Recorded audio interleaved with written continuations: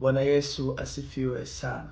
Bwana Yesu asifiwe sana. Leo nimekutana na kisa kimoja, mtumishi mmoja akiwa anasema sana kwamba anatumia mtu za ushirikina. Watu wengine wakisema yule bwana ni Freemason. Lakini mtu mmoja akauliza, hivi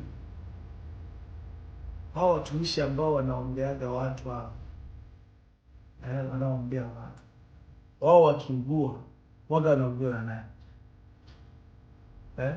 Waga wanaombewa watumishi wanaombea watu, miujiza mikubwa inaonekana, wao wakiwa na changamoto zao, waga wanakwenda wapi? Yule bwana akasema hakuna watu wanaoteseka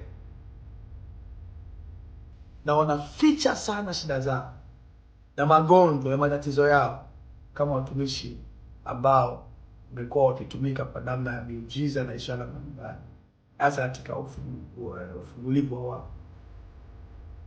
Na mimi leo nikaona nikusogezee kitu hichi kwamba yamkini unaweza kuwa unajua comment kwenye comment section, kwa mtazamo wako, watumishi wakubwa hawa wanapokuwa na changamoto za magonjwa, shida, wao waga wanakwenda wapi? Wao waga wanakwenda wapi? Tuambie, wao waga wanakwenda wapi? Wao wale wanakwenda wapi? Hilo ndio swali. Kuna wachungaji wengine unasikia tu jamani, baba yetu amepata dharura, amekwenda nje ya nchi mara moja. Sawa, lakini katika taarifa hizo kuna wengine wanajua, anasema bwana, mzee ni mgonjwa, aidha mzee changamoto, amekwenda nje ya nchi. Sasa ndio masuala yanakuja. Wao waga wanaugua ndani, wao waga wanakwenda wapi?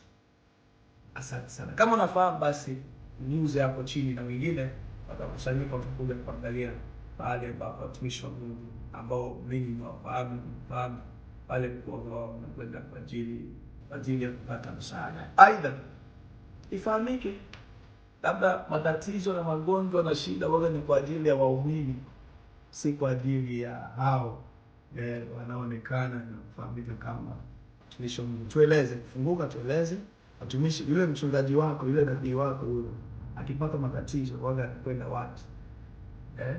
Waga anakwenda wapi? Asante sana.